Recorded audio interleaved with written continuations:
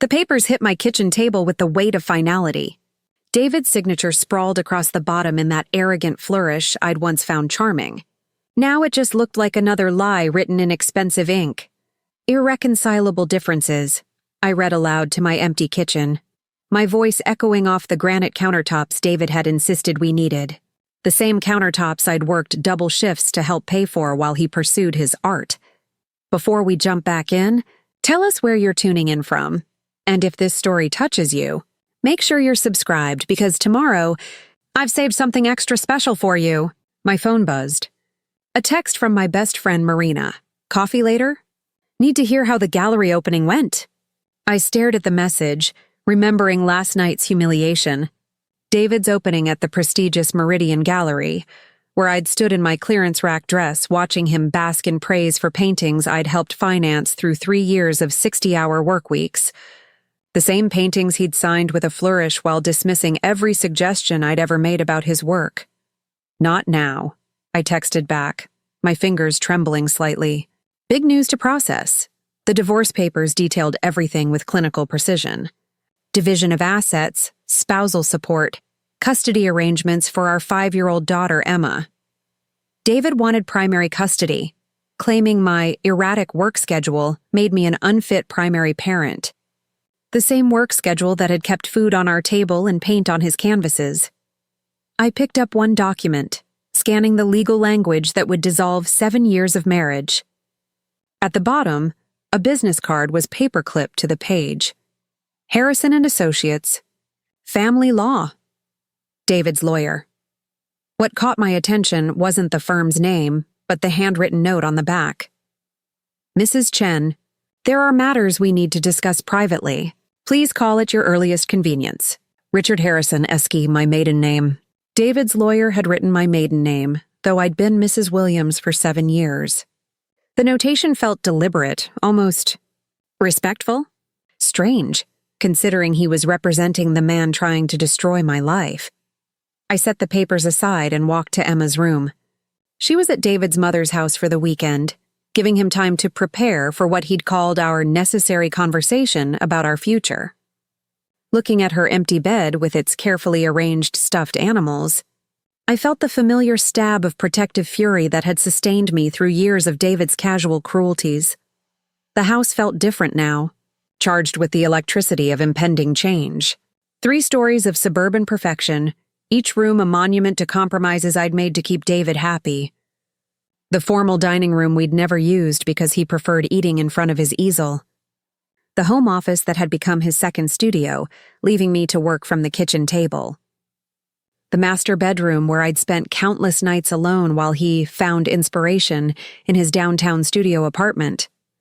I pulled out my laptop and Googled Harrison and Associates. The website was understated, but impressive, with a client list that included several high-profile divorces I'd read about in the society pages. Richard Harrison's bio described him as a specialist in complex asset division and high-net-worth family law. High net worth. I almost laughed. David and I lived paycheck to paycheck, despite my decent salary as a marketing director at Chen & Associates Marketing. The irony of working at a firm that shared my maiden name wasn't lost on me. It was the closest I'd come to maintaining my own identity after marrying David. My phone rang, interrupting my research. David's number. Have you reviewed the documents? His voice carried that familiar tone of barely contained impatience, as if my emotional processing was inconveniencing his schedule. I'm looking at them now, I said, surprised by how steady my voice sounded. Good. We need to discuss the timeline. I'd prefer to finalize everything before Emma starts kindergarten in the fall. Of course you would. The words slipped out before I could stop them. Catherine, let's keep this civilized. You know this marriage has been over for years.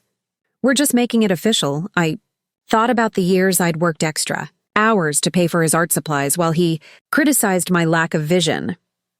The gallery openings where I'd networked tirelessly to help his career while he flirted with collectors and forgot to introduce me as his wife. The family dinners where he'd lecture Emma about the importance of following your passion while completely ignoring her drawings. What about Emma? I asked. She'll adjust. Children are resilient. And frankly, with your work schedule, She'll probably see you just as much under the new arrangement, the casual dismissal of our daughters. Emotional welfare was so typical of David that I almost missed the deeper implication. Almost preparing. And narrating this story took us a lot of time. So if you are enjoying it, like this video, it means a lot to us. Now back to the story. My work schedule that pays for your art supplies? That same schedule. Catherine, I'm not doing this with you. Call my lawyer if you want to negotiate terms. Otherwise, sign the papers and let's move forward like adults. He hung up before I could respond. I stared at the business card again. Harrison and Associates. The handwritten note with my maiden name. Something about it nagged at me. A professional instinct honed through years of marketing campaigns where every detail mattered. On impulse, I dialed the number. Harrison and Associates. This is Margaret. I'd like to speak with Mr. Harrison, please. This is Catherine Chen, Williams, about the Williams divorce case. One moment, please. The hold music was classical, expensive sounding. I found myself pacing the kitchen, past the breakfast nook where Emma did her homework, past the window overlooking the garden I'd planted but David had never helped maintain. Mrs. Chen. The voice was warm, professional, with a slight Boston accent. Thank you for calling. I was hoping you would. Mr. Harrison, I have to say this is unusual. You represent my husband, and yet, yes, about that. Mrs. Chen, are you free for a meeting this afternoon? There are some matters regarding your case that I believe you should be aware of before proceeding. I paused, confused. I don't understand. Aren't you working for David? I am representing Mr. Williams, yes, but there are certain discoveries that have come to light during our preparation that I believe you should know about. As a matter of professional ethics. What kind of discoveries? The kind that require a face-to-face conversation in a secure environment. Are you familiar with the Blackstone building downtown? My office is on the 30th floor. I glanced at the clock.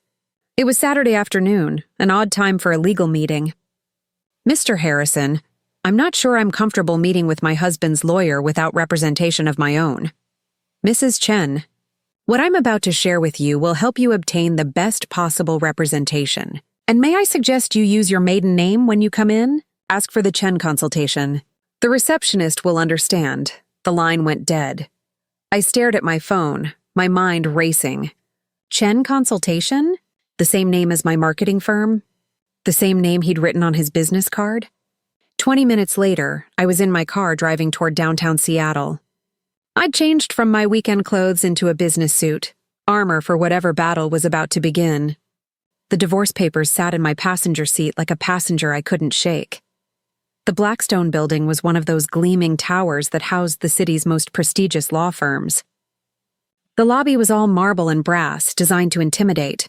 I approached the reception desk, my heels clicking on the polished floor. I'm here for the Chen consultation, I said, testing the words. The receptionist, an elegant woman in her 40s, looked up sharply. Of course. 30th floor. Mr. Harrison is expecting you. In the elevator, I caught my reflection in the polished doors. I looked professional, composed. Nothing like the woman who'd been served divorce papers that morning. The elevator climbed smoothly, each floor bringing me closer to answers I wasn't sure I wanted. The Harrison and Associates offices were understated luxury, rich wood paneling, original artwork, floor-to-ceiling windows overlooking Elliott Bay. Margaret? The woman I'd spoken to on the phone led me through a maze of corridors to a corner office. Richard Harrison stood as I entered. He was younger than I'd expected, maybe mid-40s, with silver threading through dark hair and intelligent gray eyes that seemed to see everything. His handshake was firm, his manner somehow both professional and conspiratorial. Mrs. Chen, please sit down. Can Margaret get you anything? Coffee? Water? Just answers, I said, settling into a leather chair that probably cost more than my monthly salary. He smiled at that, an expression that seemed both admiring and sympathetic. Straight to the point. I appreciate that. He moved to his desk, pulling out a thick file. Before we begin, I need you to understand something. What I'm about to share with you is privileged information that came to light during my representation of your husband. Normally, I would not be able to discuss this with you. But certain discoveries have created an ethical obligation that supersedes attorney-client privilege, particularly when those discoveries indicate potential fraud against you personally. My mouth went dry. What kind of fraud? Harrison opened the file, revealing what looked like financial documents, photographs, and correspondence. Mrs. Chen, how much do you know about your husband's family background? What does that have to do with anything? David's parents died when he was young. He was raised by his aunt in Portland. He doesn't like to talk about it. And his aunt? What was her name? I frowned, searching my memory. Honestly, he never mentioned her name. Just called her Aunt Grace. She died a few years before we met. David said it was too painful to discuss. Harrison nodded, making a note. And your husband's current financial situation? His assets, debts, income sources? He's an artist. He has some savings from his aunt's estate, enough to cover his studio rent and supplies. Everything else comes from my income. The words tasted bitter. Years of sacrifice distilled into one stark sentence. Mrs. Chen, I need to ask you about your own family background, specifically your father's business history. I stiffened. My father? What does he have to do with David's divorce filing? Bear with me. Your father, Chen Wei-ming, immigrated to Seattle in the 1970s and built a successful import business, correct? Yes, but I don't see how that's relevant to... And when he passed away 5 years ago, he left his entire estate to your mother, with a trust fund established for you and any children you might have. I stood up abruptly. Mr. Harrison, how do you know about my father's will? That information is private, and frankly, it has nothing to do with my marriage to David. Harrison's expression was grave. Mrs. Chen, please sit down. I'm afraid it has everything to do with your marriage. Something in his tone made me sink back into the chair. My hands felt cold despite the warm office. Your father's estate, Harrison continued carefully, included not just his import business, but several properties in Seattle's International District, a warehouse facility, and investments that have appreciated significantly since his death. According to the probate records, the total value at the time of his death was approximately $12 million. I shook my head. That's impossible. My mother lives modestly. She never mentioned anything about significant assets. The trust structure your father established was quite sophisticated. Your mother receives a comfortable monthly stipend, but the bulk of the estate remains in trust until you reach age 35, or in the event of your mother's death, whichever comes first. I don't understand. I'm 33. No one ever told me about any trust fund. Harrison pulled out a photograph from the file. It showed a man I didn't recognize shaking hands with David outside what looked like a law office. Mrs. Chen, this photograph was taken 3 weeks ago. The man with your husband is Trevor Blackwood, an estate attorney specializing in trust manipulation. My vision blurred slightly. Trust manipulation? Mrs. Chen, your husband has known about your inheritance for the entire duration of your marriage. The timing of this divorce, filed just 18 months before you turned 35, is not coincidental. I felt like I was falling, even though I was sitting perfectly still. That's impossible. David doesn't know anything about my family's finances. My mother and I never discussed money, and she certainly never mentioned any trust fund. Harrison pulled out another document. This is a private investigator's report commissioned by your husband 2 months into your dating relationship. It details your family's financial background, your father's business holdings, and the specific terms of his estate planning. The room seemed to tilt. I gripped the arms of my chair, trying to process what he was telling me. You're saying David investigated my family's finances while we were dating? I'm saying your husband has spent 7 years positioning himself for access to your inheritance. The divorce filing, the custody demands, even his choice of legal representation, it's all part of a calculated plan. I thought about our courtship, how David had seemed so interested in my family history, so sympathetic about my father's death. How he'd encouraged me to stay close to my mother while maintaining that he preferred to keep our finances separate. How he'd insisted we use my income for daily expenses while his inheritance from his aunt remained untouched. The aunt, I whispered. There was no aunt, was there? Harrison's expression was grim. There was an aunt, but she didn't die. She lives quite comfortably in Portland, and she's never heard of David Williams. Then where did his money come from? Mrs. Chen, your husband's legal name is actually David Winchester. He changed it to Williams 6 months before you met. The money he's claimed came from his aunt's estate was actually an advance against your future inheritance, obtained through forged documents and identity theft. The walls of the elegant office seemed to be closing in. I struggled to breathe, my mind racing through 7 years of lies, manipulation, and calculated deception. But why are you telling me this? You're his lawyer. Harrison leaned forward, his expression intense. Mrs. Chen, I need you to understand something about how I practice law. I specialize in high-net-worth divorces, but I also have a very specific ethical standard. When I discover that a client is attempting to defraud their spouse through the legal system, I have an obligation to act. But the attorney-client privilege is superseded when a crime is being committed through my representation. Your husband has been using my firm to legitimize a complex fraud scheme. The moment I discovered the scope of his deception, my ethical obligations shifted. I sat in stunned silence, trying to process the magnitude of what he was telling me. 7 years of marriage. 7 years of believing I was married to a struggling artist who loved me despite my practical nature. 7 years of supporting a man who had been systematically stealing my future. Mrs. Chen, Harrison said gently, I need to ask you something very important. Have you ever signed any financial documents that your husband presented to you? Powers of attorney? Loan applications, investment authorizations? I thought back through our marriage, through all the times David had asked me to sign papers for administrative purposes, the mortgage application for our house, the business license for his art studio, the life insurance policies. Oh God, I whispered. The life insurance. He said we needed it for Emma's future. I signed papers making him the beneficiary of a policy on my life. Harrison nodded grimly. A $2 million policy taken out 6 months ago, just after your husband learned about the specific timeline for your inheritance distribution. The implications hit me like a physical blow. He's not just trying to divorce me for my money. Mrs. Chen, I can't speculate about your husband's ultimate intentions, but I can tell you that the pattern of behavior my investigation has uncovered suggests someone who sees you not as a wife, but as a financial asset to be maximized. I stood up again, this time moving to the window overlooking the city. Somewhere out there, David was probably in his studio, painting another masterpiece funded by my ignorance.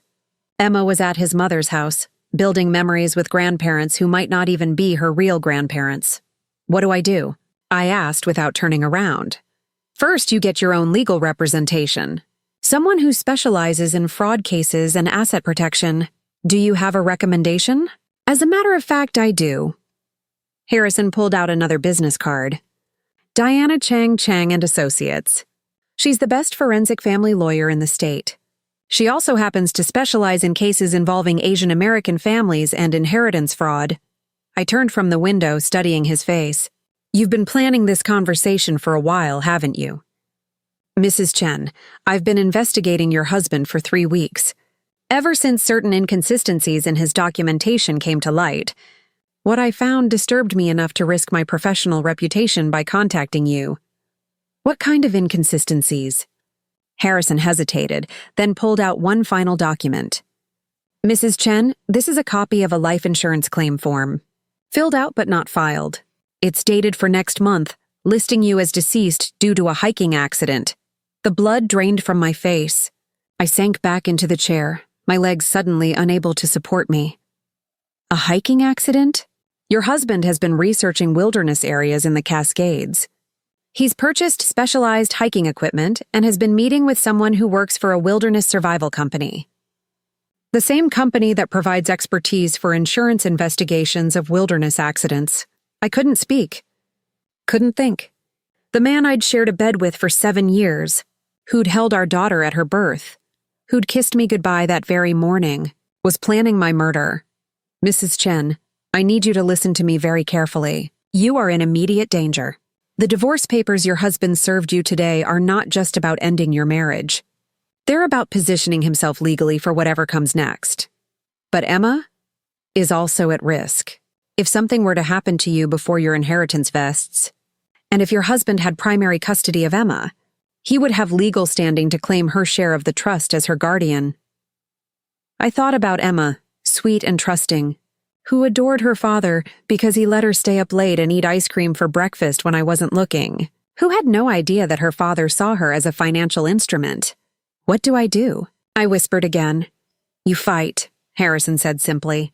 You get ahead of his plan, you protect yourself and your daughter, and you make sure he pays for every lie he's told and every dollar he's stolen.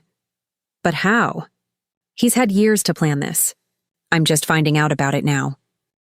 Harrison smiled, and for the first time since I'd entered his office, it was a genuine expression of warmth and confidence.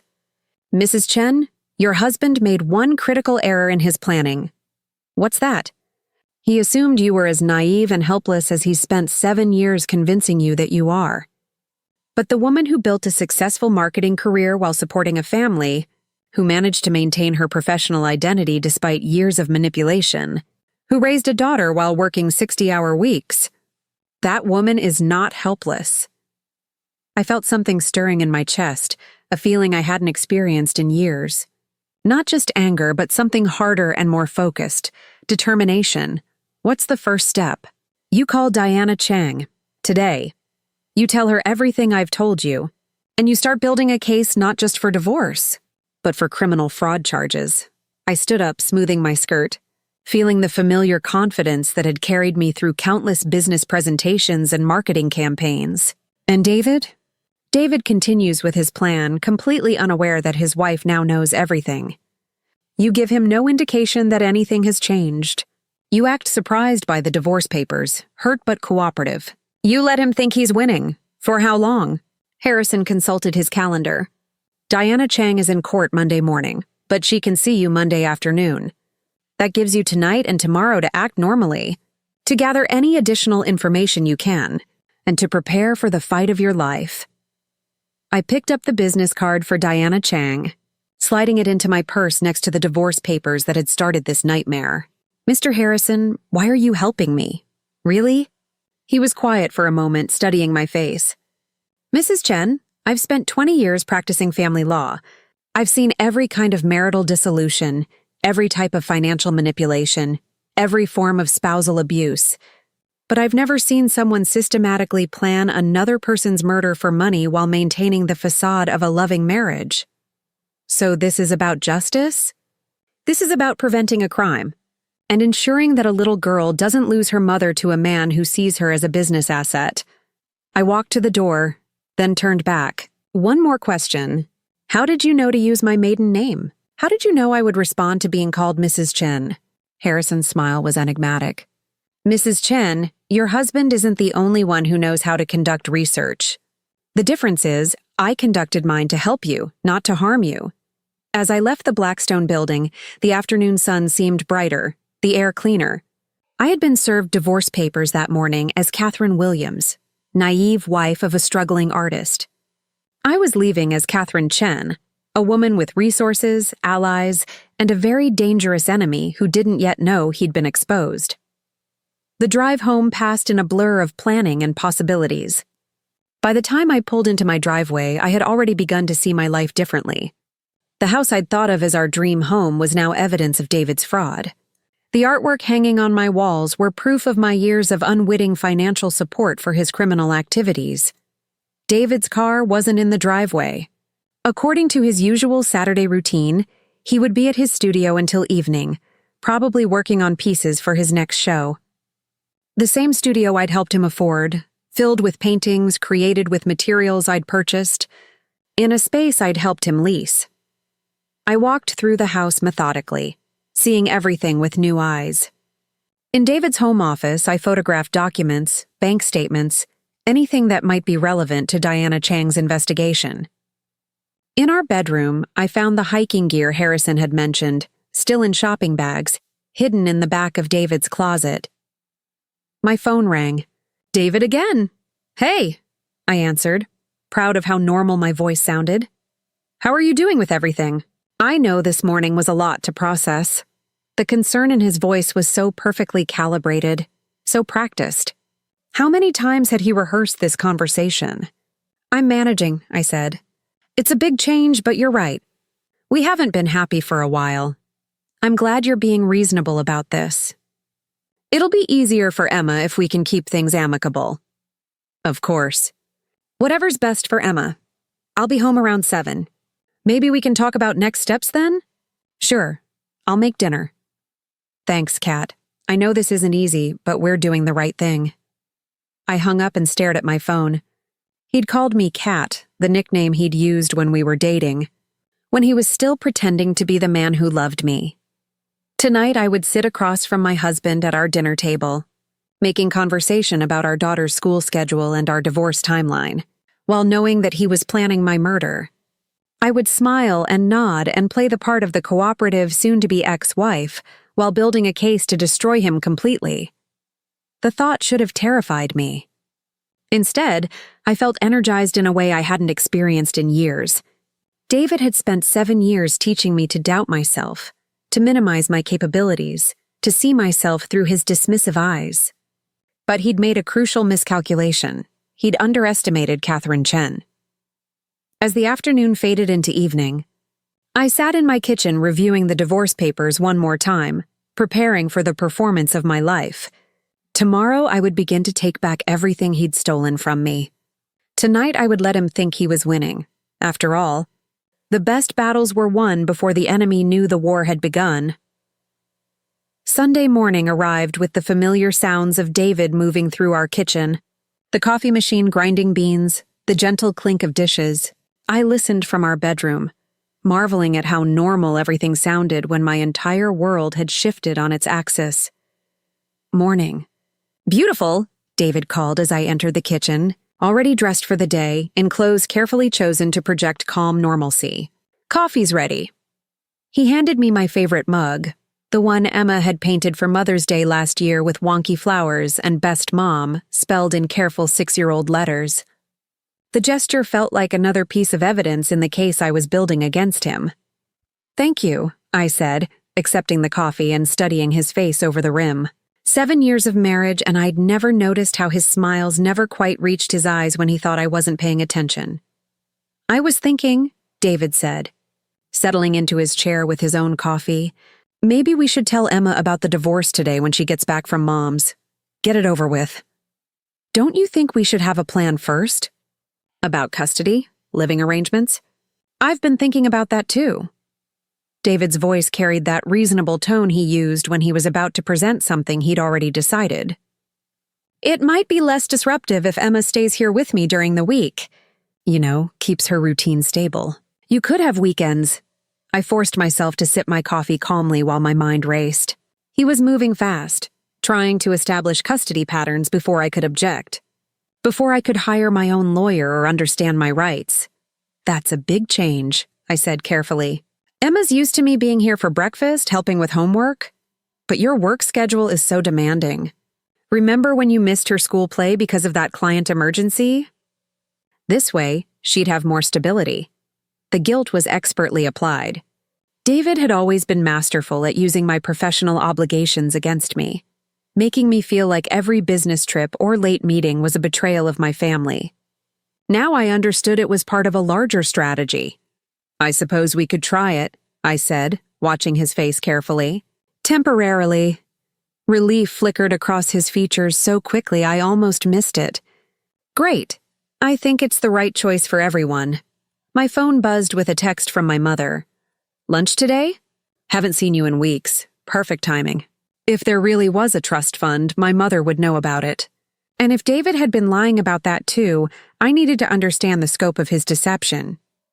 "Mom wants to have lunch," I told David. "Mind if I head out for a few hours?" "Of course not. Take your time. I'll pick up Emma around 3. I gathered my purse and keys, pausing at the door. "David, are you sure about all this? The divorce, the custody arrangement? Once we start down this path?" He stood up, crossing to me with that same concerned expression he'd worn yesterday. "Kat, we haven't been happy for a long time. You know that. We're just finally being honest about it." His hands found my shoulders, and for a moment I wondered if I was wrong about everything. if maybe the man I'd fallen in love with was still in there somewhere, buried under years of disappointment and artistic struggle. Then I remembered the life insurance forms, the hiking equipment, the forged documents Harrison had shown me. "You're right," I said, leaning into his touch with practiced ease. "We deserve better than what we've become."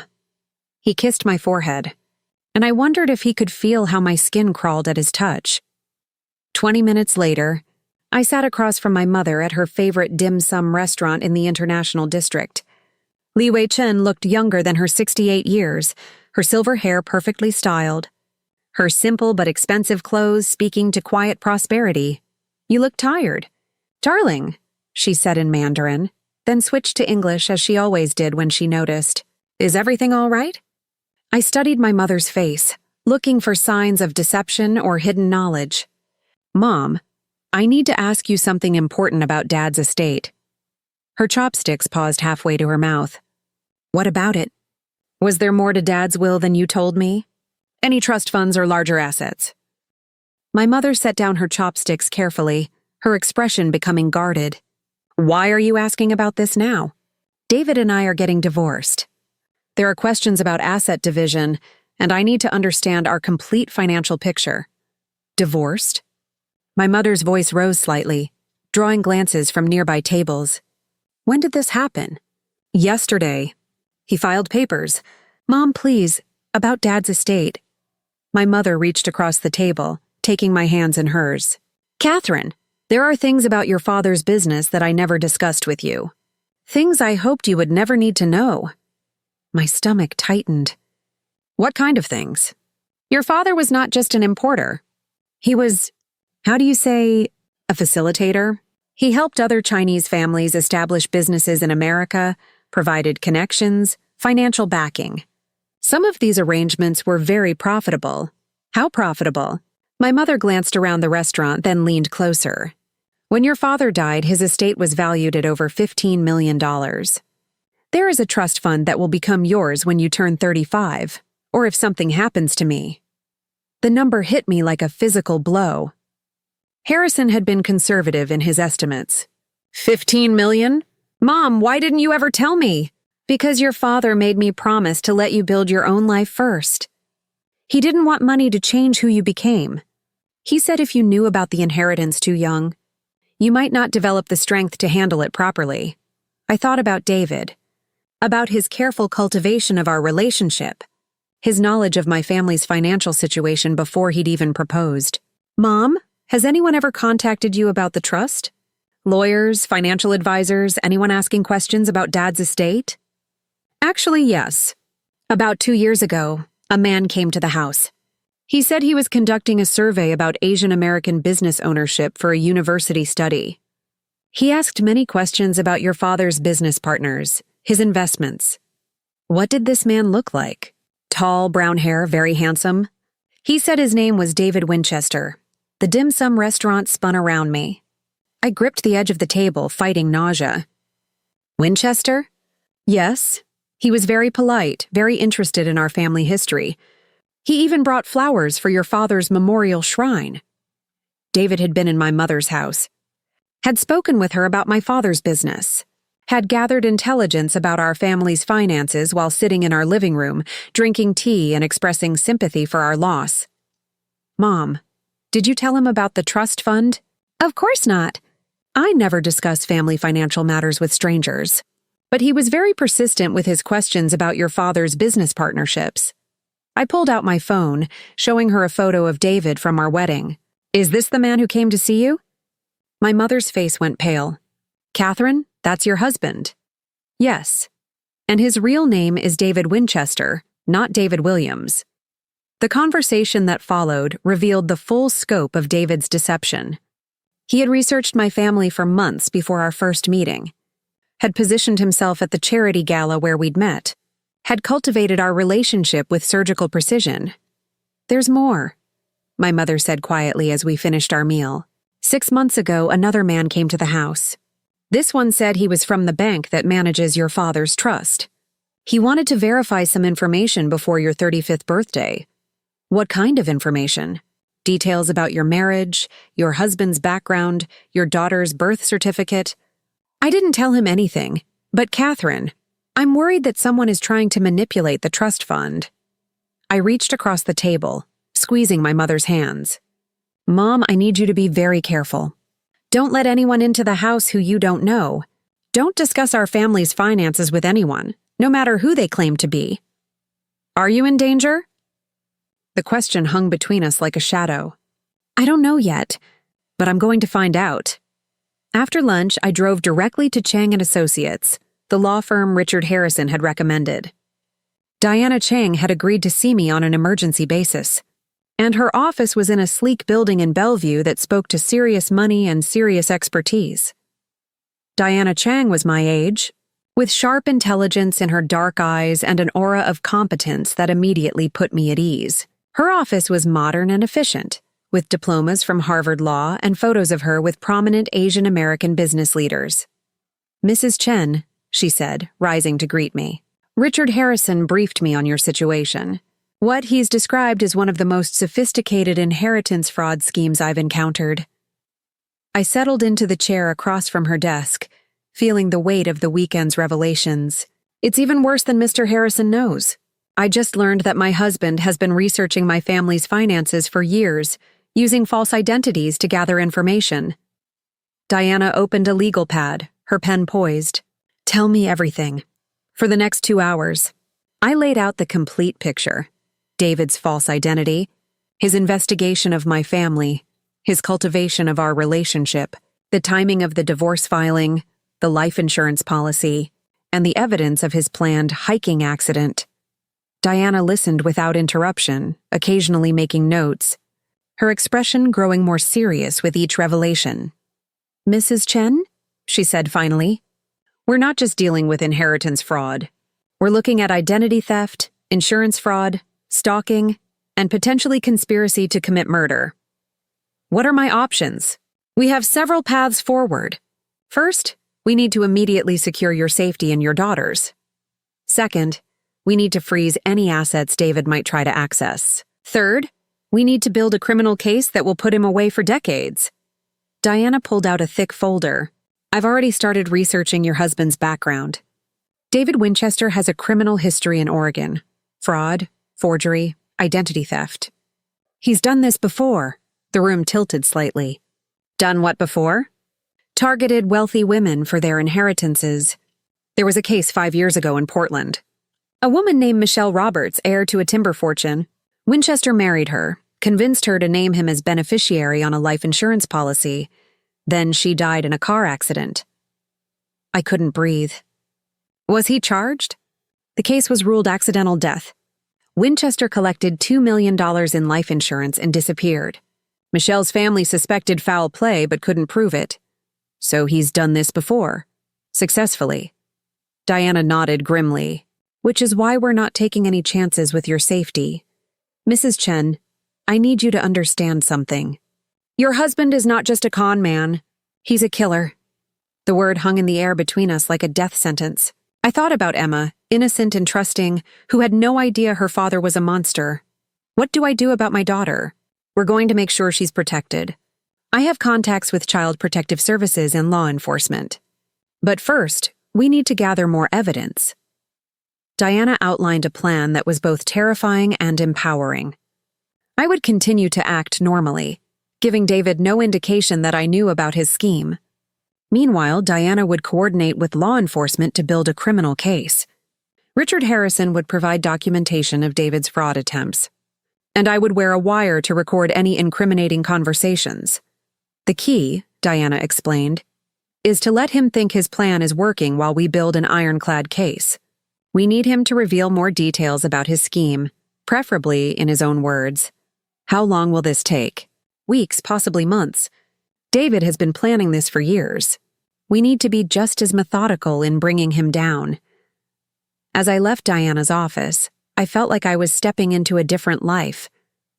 24 hours ago, I had been Catherine Williams, struggling wife and mother.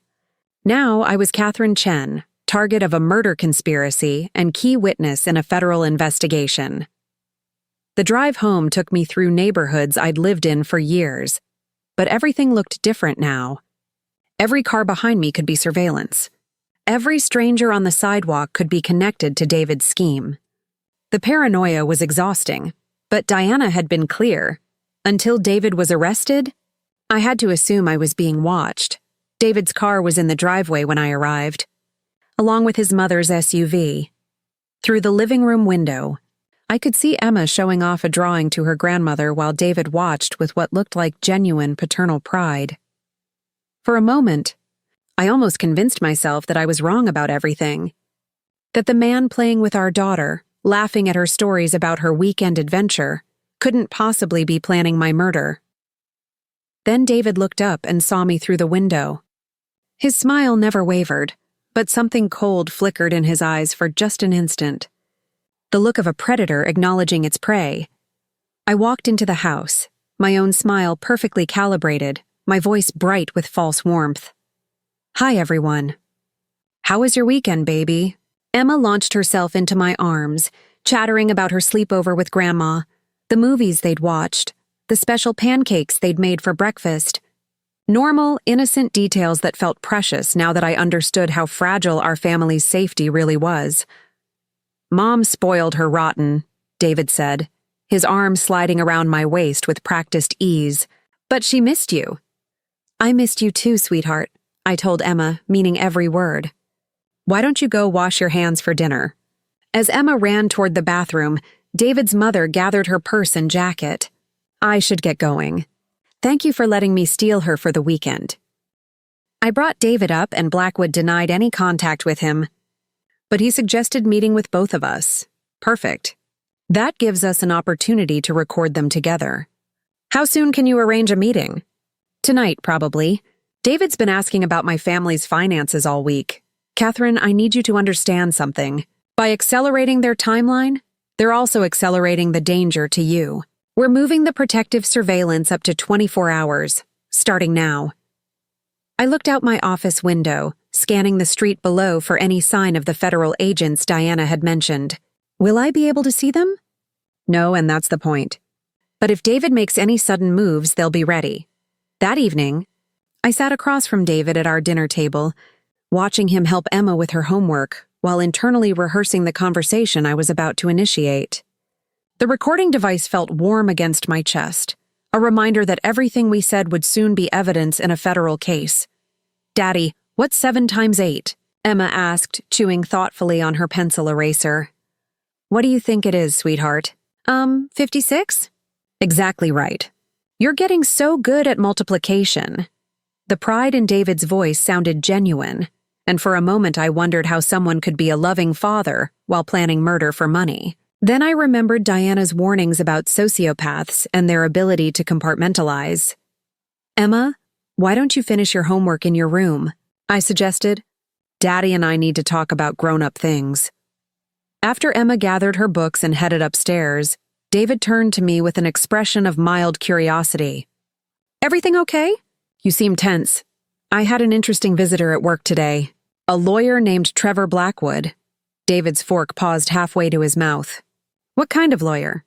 "Estate planning.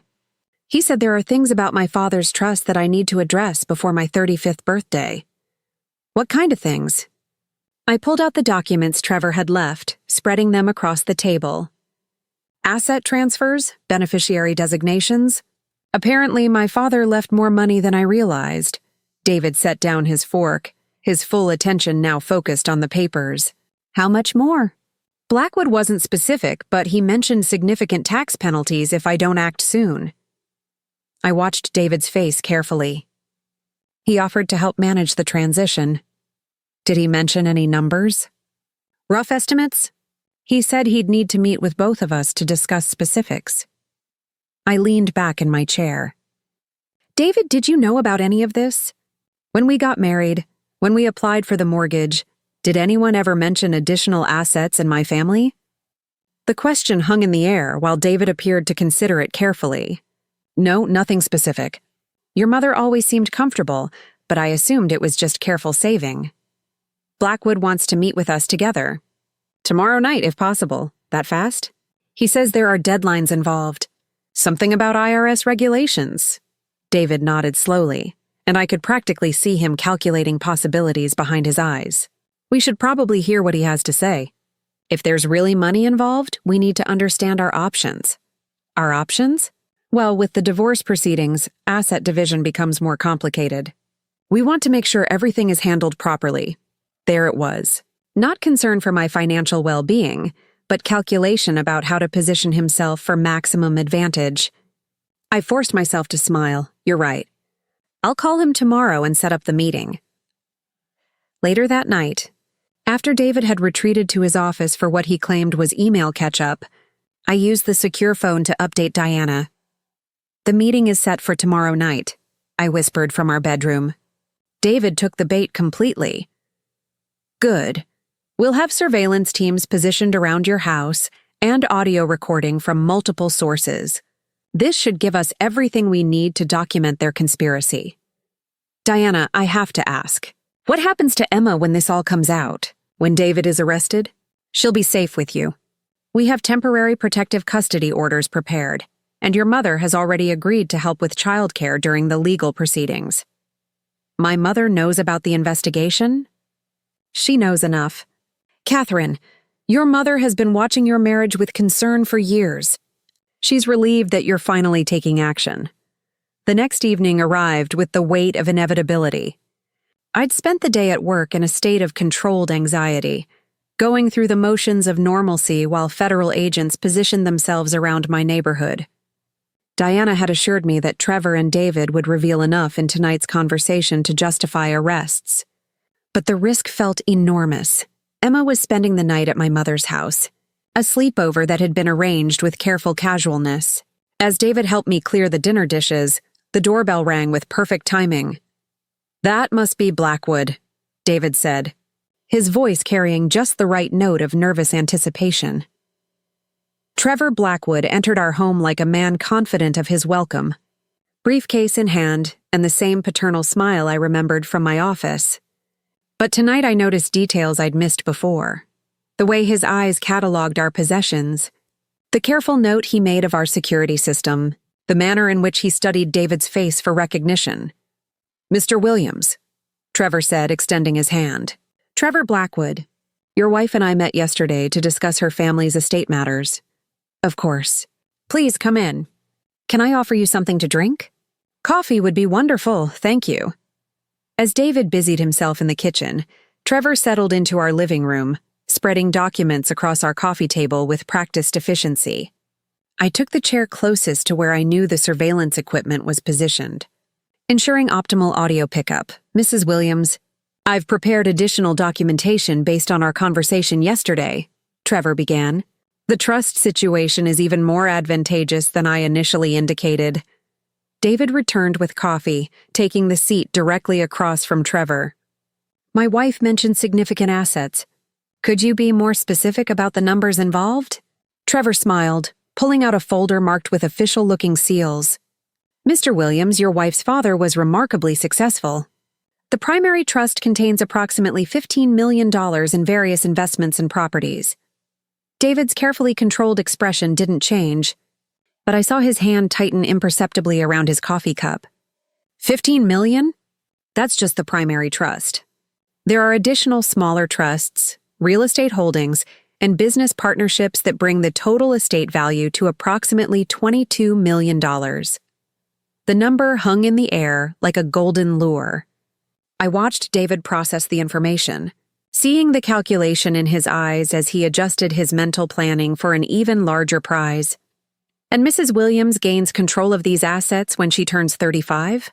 David asked. Precisely. But here's where things become complex.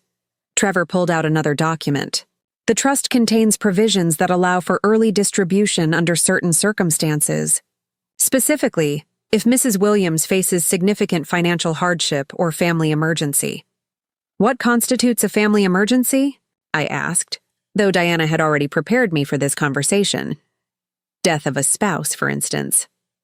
Or incapacitation requiring long-term care. The trust's creators wanted to ensure that beneficiaries could access funds in truly dire circumstances. David leaned forward slightly. So if something happened to me, Catherine could access the money immediately? That's correct. though of course we all hope such circumstances never arise. The conversation continued for another hour, with Trevor outlining increasingly elaborate scenarios for accessing trust funds early, each more convenient for David's purposes than the last. As they spoke, I marveled at how seamlessly they performed their roles. Trevor, the helpful estate attorney, David, the concerned husband, both knowing exactly what they were really discussing. Finally, Trevor gathered his documents and prepared to leave. I'll need a few days to prepare the paperwork for asset restructuring. Mrs. Williams, could you come to my office Friday afternoon to review everything? Of course. Excellent. And Mr. Williams, thank you for the coffee. It's always a pleasure to work with couples who communicate so well about financial planning. After Trevor left, David and I sat in our living room, the weight of the evening's performance settling around us like dust. $22 million, David said finally. Catherine, do you realize what this means? It means my father was more successful than any of us knew. It means Emma's future is secure. Your future is secure. He moved to sit beside me on the couch, taking my hands in his. Even with the divorce, knowing this money exists changes everything. How so? Well, you won't need spousal support. You won't need to worry about custody arrangements affecting your financial stability. We can focus on what's best for Emma without money complications. His logic was flawless, his concern perfectly calibrated. If I hadn't known about his real plans, I might have been touched by his apparent consideration for my welfare. David, are you sure about the divorce? With everything that's happening, maybe we should reconsider. Something flickered across his face, too quickly for me to identify. Kat, money doesn't change what's broken between us. If anything, it confirms that we should end things now, while we can still be civil about it. But Emma, we'll have a mother who's financially independent and a father who wants what's best for her. That's more than most kids get. He kissed my forehead with tender finality, and I wondered if he was already imagining my funeral, already planning his performance as the grieving widower. As I lay in bed that night, listening to David's steady breathing beside me, I thought about the recording device that had captured every word of the evening's conversation. By tomorrow, Diana would have enough evidence to arrest both Trevor and David for conspiracy to commit fraud and murder. But first, I had to survive Friday's meeting with Trevor. And David's planned hiking trip. The end was coming, but the most dangerous part was just beginning. Friday morning arrived with deceptive calm. David hummed while making coffee, his mood lighter than I'd seen in months. The anticipation of $22 million had energized him in ways his art never had. Big day today, he said, kissing my cheek with theatrical affection. Your meeting with Blackwood should clarify everything. Are you nervous? I asked, testing his reaction. Why would I be nervous? This is good news, Kat. Life-changing news. Life-ending news, more accurately. But I smiled and nodded, playing the role of the trusting wife for what I hoped would be the last time. Diana had briefed me extensively on the afternoon's plan. I would meet with Trevor as scheduled, wearing multiple recording devices and a GPS tracker. Federal agents would be positioned throughout the building, ready to intervene if the meeting turned dangerous. Meanwhile, other agents would be searching David's studio and car for additional evidence. At work, I found it impossible to concentrate on marketing campaigns and client calls. Every phone ring made me jump. Every unexpected visitor to the office sent my heart racing. The weight of the recording devices felt enormous despite their tiny size. At 2 p.m., Julie knocked on my door. Catherine? There's a Detective Morrison here to see you. Says it's urgent. Detective Morrison was a tall woman with graying hair and intelligent eyes that missed nothing. She showed her badge discreetly before sitting across from my desk. Mrs. Chen, I'm working with Agent Chang on your case. We need to move up the timeline. My stomach dropped. What's happened? We found evidence in your husband's studio that suggests he's planning to act sooner than expected. Tonight, possibly. Tonight? But the hiking trip isn't until this weekend. Plans change when $22 million is at stake. Detective Morrison pulled out her phone, showing me a photograph. This was found in your husband's studio this morning.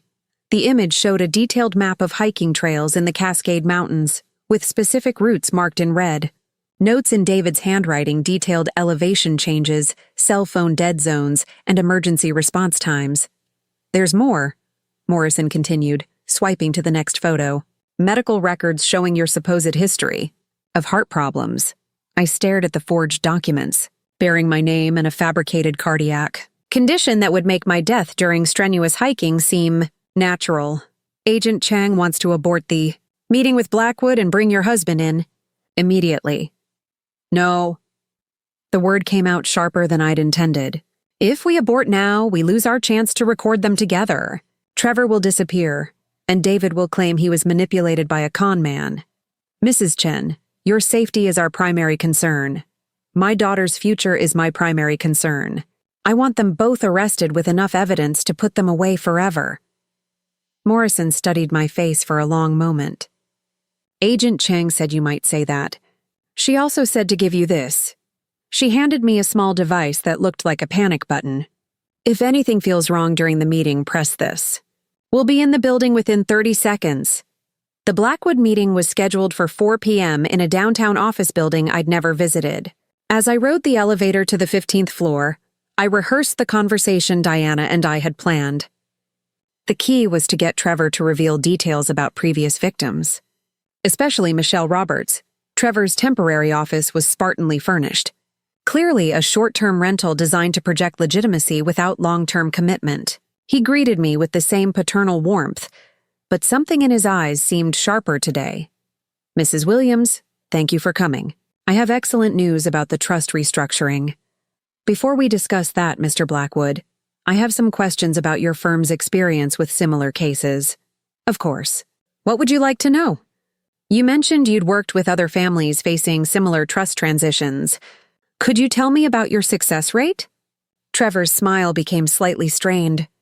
"As I mentioned, attorney-client privilege prevents me from sharing specific details. I understand about confidentiality, but surely you can speak generally about outcomes. Whether families have been satisfied with your services?" "Absolutely. Our clients have been very satisfied with the financial results.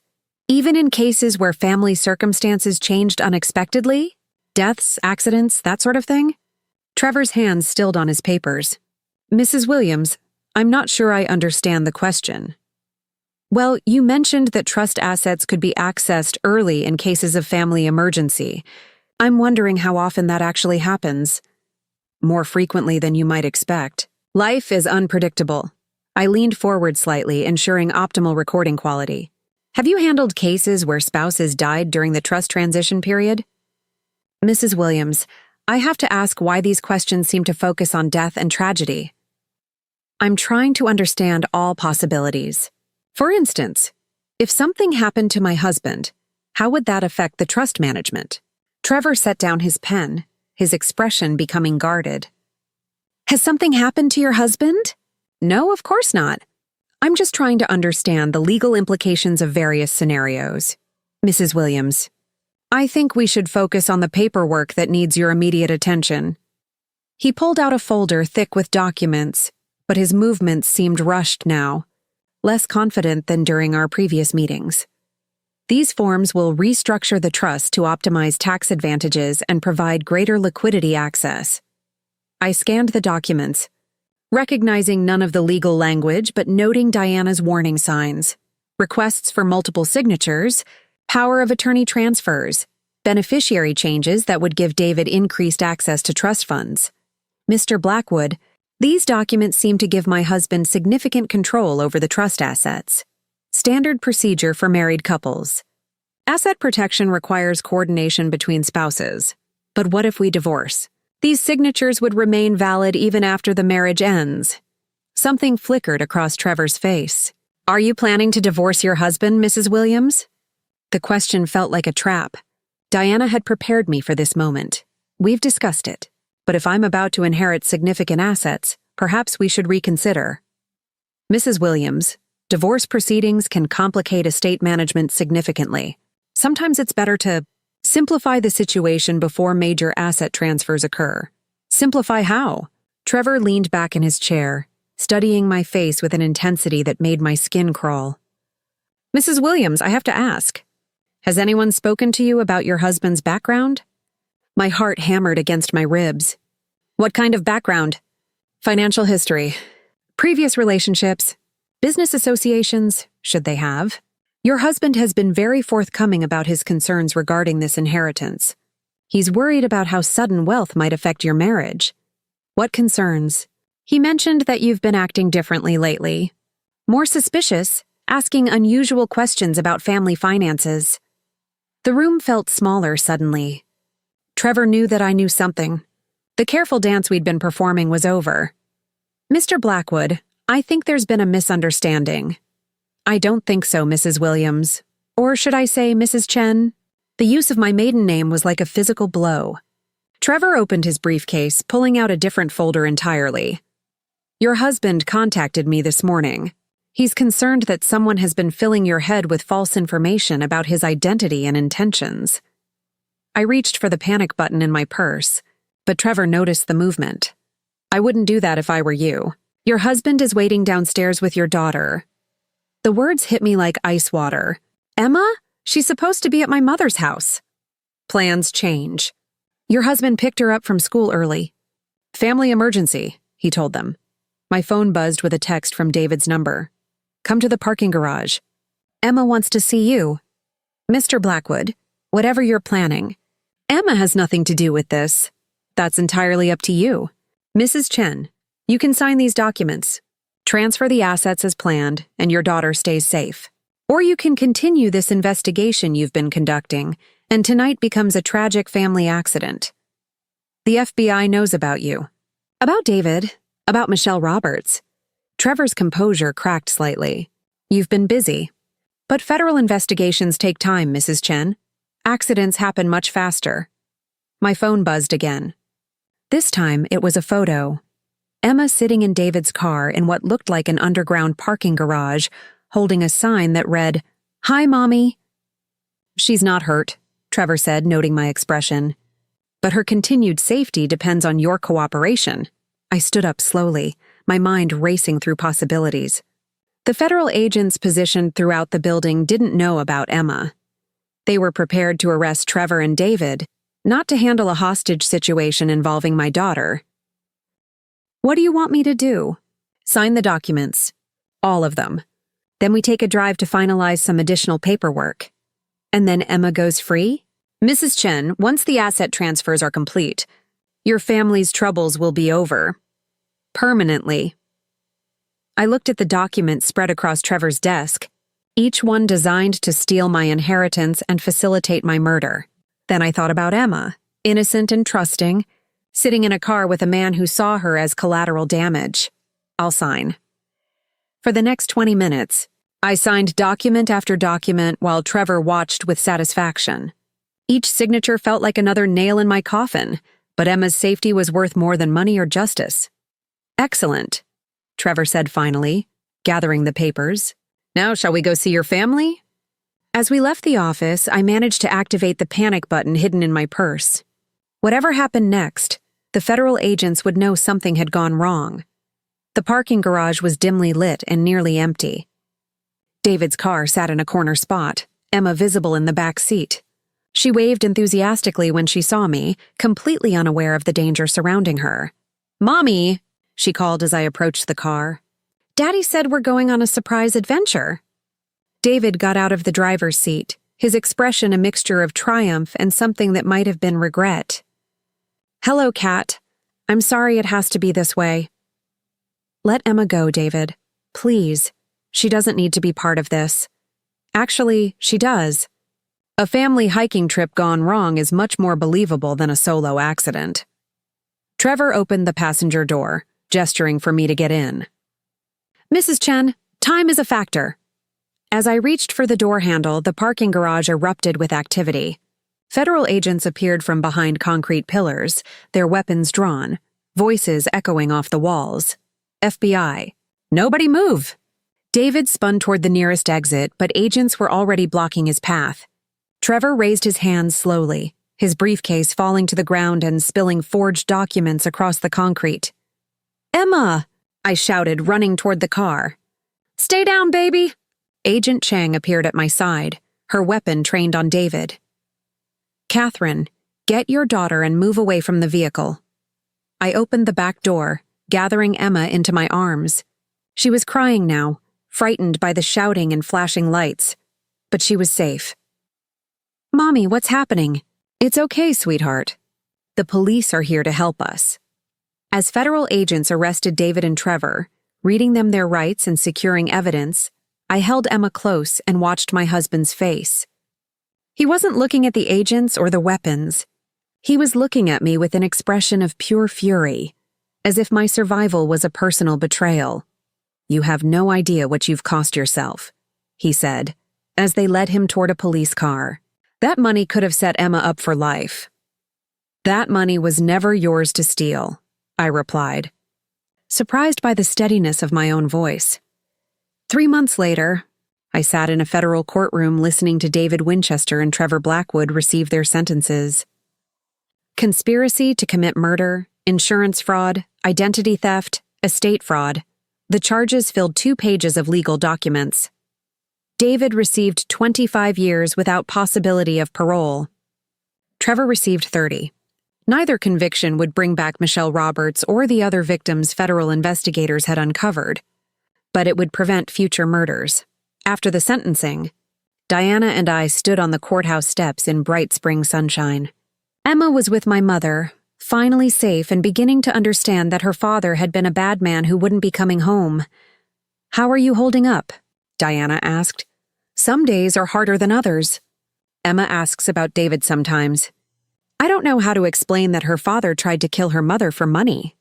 You tell her the truth, age appropriately, that some people make very bad choices, but that doesn't mean she's responsible for them. I thought about the $22 million sitting in trust accounts, managed now by legitimate financial advisors who had no interest in my death. The money my father had worked so hard to accumulate would eventually fund Emma's education and secure our future. Exactly as he'd intended. "Diana, I have something to ask you. Anything. I want to create a foundation in my father's name, something that helps other women who've been targeted by marriage fraud." Diana smiled. "I think that's exactly what your father would have wanted." 6 months later, the Chen Foundation for Family Safety opened its doors in downtown Seattle. We provided legal assistance, investigative services, and safe housing for women and children escaping fraudulent marriages and financial abuse. Our first client was a woman named Sarah, whose husband had been researching her family's business holdings while planning her accidental death in a skiing accident. Thanks to the protocols we'd established, Sarah's case was resolved in 2 weeks instead of months. Emma adapted to our new life with the resilience of childhood. She still missed the father she'd thought she'd known, but she'd begun to understand that the man who'd read her bedtime stories and the man who'd planned our murders were the same person. It was a hard lesson, but one that would make her stronger and more cautious in the future. On the anniversary of David's arrest, I stood in my father's memorial garden behind our new house, holding the business card that had started everything. Richard Harrison had attended our foundation's opening ceremony, proud of the justice his courage had made possible. "Thank you, Dad," I whispered to the memorial stone. "For the money, yes, but mostly for teaching me that strength comes from knowing your own worth." Emma ran up behind me, wrapping her arms around my waist. "Mommy, what are you thinking about?" "About how sometimes the worst things that happen to us lead to the best things we do. Like helping other families?" Exactly like that. As we walked back toward our house, I thought about the woman I'd been a year ago, Catherine Williams, trapped in a marriage built on lies, working to support a man who was planning her murder. That woman was gone now, replaced by someone stronger and more cautious, but also more compassionate. David had taught me that love could be a weapon, that trust could be exploited, that marriage could be a long con designed to steal everything from its victim. But he'd also taught me that survival was possible, that justice existed, and that sometimes the people who try to destroy us end up making us stronger than we ever imagined. The Chen Foundation's motto, inscribed on a plaque by our front door, summed up everything I'd learned. Strength is not avoiding the storm, but learning to dance in the rain. And for the first time in years, Emma and I were dancing.